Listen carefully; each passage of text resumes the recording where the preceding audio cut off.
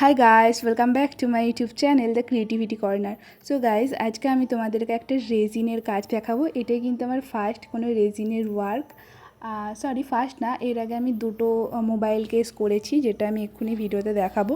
আর আজকে 3 নাম্বারটা করছি। আর এই দুটো কেস আমি অলরেডি করেছি। আজকে আমি তোমাদের সামনে দেখাবো যেগুলো আমি কিভাবে করি।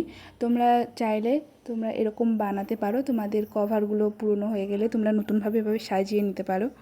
রেজিনের কাজের যে কোনো টিপস অ্যান্ড ট্রিক্স আমি আজকে তোমাদের এই ভিডিওতে শেয়ার করব। এইরকম রেজিনের কেসগুলো করতে গেলে ফার্স্ট কিন্তু তোমাদের একটা বেস কোড দিতে হবে। তোমরা চাইলে জেসোর কোড দিতে পারো, বাট আমি এখানে নর্মাল একটা হোয়াইট অ্যাক্রেলিক কালার দিয়ে পেন্ট করে নিচ্ছি। এখানে নর্মাল অ্যাক্রেলিক কালার দিয়ে যদি তোমরা এই বেস কোডটা দাও, তাহলে আশা করছি তোমাদের 2 বা 3টে কোড দিলে ভালোভাবে পেন্টটা করতে সুবিধা হবে। কিন্তু জেসো দিয়ে যদি তোমরা করো তাহলে একটা লেয়ারই হয়ে যাবে আশা করছি। ড্রয়িংটা আমি এখানে করে নিয়েছি। আর এই কভারটার মতো আমি এই কভারটা বানাবো। দেখতে পাচ্ছ কীরকম গ্লসি ফিনিশ এসেছে। আর এইরকমই আমি আজকে করব কভারটা। আর এইটা হলো আর একটা কভার, সেকেন্ড কভার যেটা আমি করেছি। এটা দেখতে পাচ্ছ কীরকম শুকিয়ে খুবই ভালোভাবে শুকিয়ে গেছে। এর আগেও আমি একটা ট্রাই করেছিলাম, সেটা শুকনোই হচ্ছিল না, কি প্রবলেম বুঝতে পারছিলাম না। আজকে পেন্ট করতে আমি এখানে 3 নাম্বার তুলিটা ইউজ করেছি আর 4 নাম্বার তুলিটা ইউজ করেছি। আর ইউজ করেছি 000 তুলিটা। এই তিনটে ইউজ করে পুরো পেন্টটা করব।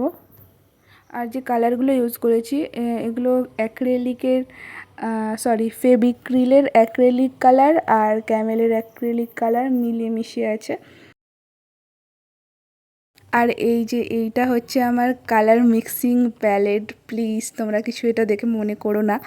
আর আমি এখানে ইউজ করছি এই রেজিনটা, যেটা আমি নিয়েছিলাম মিশো থেকে। রেজিনের খাপগুলো ফেটে যাওয়ার জন্য আমি এভাবে রেখেছি। আর দেখতে পাচ্ছ কীরকমভাবে রঙটা পড়ে গেল। আমি কিন্তু একটু রঙ ওয়েস্ট করিনি এখানে। আমি সব রঙটাই আবার শিশিতেই ঢুকিয়ে দিয়েছি। একটা কাজ করতে গিয়ে যদি কোনো ভুল না হয়, তার মানে কাজটা হবেই না। প্রত্যেকটা কাজে একটা না একটা ব্ল্যান্ডার করেই থাকি আমি। আর এখানে কিন্তু আমি স্কিন কালারটাও তৈরি করে নিলাম। আর তারপরে আমি স্কিনগুলোতে করে দেখার পর না আমি দেখছি যে কালারটা ঠিক যেন আমার মনের মতো হচ্ছে না। তাই আমি নর্মাল স্কিন কালার আমার একটা ছিল, আমি সেইটাই এখানে ইউজ করেছি। আমি আজকে এখন এই ভিডিওটা ভয়েস ওভার দিচ্ছি। আজকে 15ই মে। আর বাইরে খুবই ভালো একটা ঝড় উঠেছে আর খুবই সুন্দর ঝোড়ো হাওয়া হচ্ছে বাইরে। আর তার সাথে এই ভয়েস ওভারটা খুবই ভালো লাগছে ওয়েদার। আর আমি পেনটা কিন্তু দেখালাম না, তোমরা তো বুঝতেই পারছো। পেনটা আশা করি তোমরা করেই নেবে। আস্তে আস্তে আমি শাড়ির কালারটাও করে নিচ্ছি।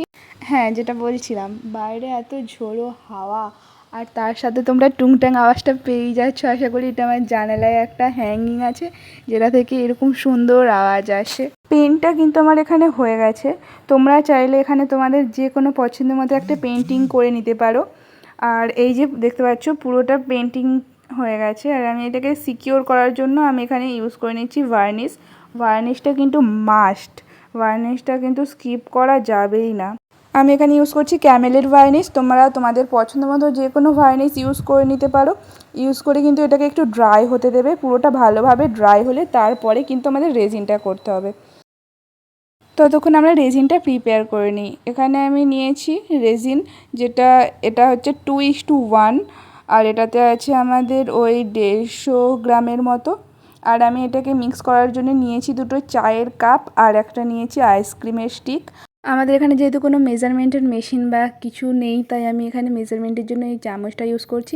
তোমরা যেখানে রেজিন করবে অবশ্যই ইউজ করবার চেষ্টা করবে কিছু একটা প্লাস্টিক দিয়ে মুড়িয়ে নেবে জায়গাটা, টেবিলটা যাতে নষ্ট হয়। তাই আমি এখানে নিয়েছি এই বোর্ডটাও যাতে কোনোভাবে নষ্ট না হয়, তার জন্য আমি প্লাস্টিকটা নিয়েছি। আর এটার মুখগুলো কিন্তু খুবই শক্তভাবে লাগানো ছিল। ফার্স্ট আমি এখানে দিয়ে দিচ্ছি রেজিন। এটা যেহেতু 2:1 রেজিন, তাই আমি এটা 2 চামচ দিয়েছি। আর এরপরে আমি দেবো হার্ডনার। শক্ত মুখগুলো আমি খুলতেই পারছিলাম না।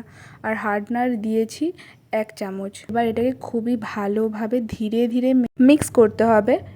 খুব তাড়াতাড়ি করলে চলবে না। আমি এখানে ভিডিওটা স্পিড করিনি, যেহেতু তোমরা ভিডিওটা দেখে বুঝতে পারবে যে আমি কতটা ধীরে ধীরে এটা মিক্স করেছি। তাড়াতাড়ি মিক্স করলে কি হয়, ওটার মধ্যে ছোটো ছোটো বুদবুদ চলে আসে। এটা আমি ওই 2 থেকে 3 মিনিটের মতো মিক্স করেছি, যেহেতু এটা আমার ইউজার ম্যানুয়ালে লেখা ছিল 2 থেকে 3 মিনিটের মতো এটা মিক্স করে তারপরে আমি এটাকে রেখে দেবো। রেখেছিলাম আমি ওই 10 থেকে 15 মিনিটের মতো। রেখে দিলে কি হবে, তোমাদের এই যে রেজিনটা একটু হার্ড হয়ে যাবে, যেটা দিয়ে তোমাদের কাজ করতে সুবিধা হবে। একটা ওভাল টাইপের একটা এফেক্ট আসবে। আর তার সাথে যদি কোনো রকমের বুদবুদ থেকে থাকে তাহলে সেগুলোও কিন্তু ততক্ষণে রিমুভ হয়ে যাবে। আর এটাকে খুবই ভালোভাবে নিট অ্যান্ড ক্লিনভাবে আমি রেজিনটা চারিদিকে ছড়িয়ে দিচ্ছি। আমি এখানে আইসক্রিম স্টিকটা দিয়ে ছড়িয়ে দিচ্ছি, আর মাঝে মাঝে আমি ক্লে টুলসগুলো ইউজ করছি।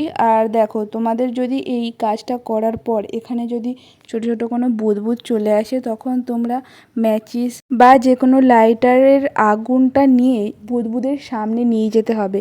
আগুনটা ওই বুদবুদটা টাচ করার সাথে সাথেই বুদবুদ চলে যাবে। তোমাদের যেটা বলেছিলাম, আমি এর আগে কেস যেটা বানিয়েছিলাম, তো সেটাতে কি হয়েছিল, ভালোভাবে শুকাচ্ছিল না, একটা চিটচিটে ভাব এসে যাচ্ছিল। তো সেটা যাতে না হয় তার জন্য কিছুক্ষণ ওটাকে একটু রেখে দেবো মিক্স করার পর। তারপরে আমি এইভাবে ঢেলে দেবো। আর কোথাও যদি কিছু রয়ে যায়, তোমরা কিন্তু এভাবে যে কোনো কাপড় দিয়ে এটাকে মুছে নিতে পারো। দেন তোমরা এটাকে ড্রাই হতে দিও। আমি এটাকে একটা গামলা চাপা দিয়ে খাটের তলায় ঢুকিয়েছিলাম, যাতে কোনোভাবে কোনো নোংরা ওর উপরে না পড়ে।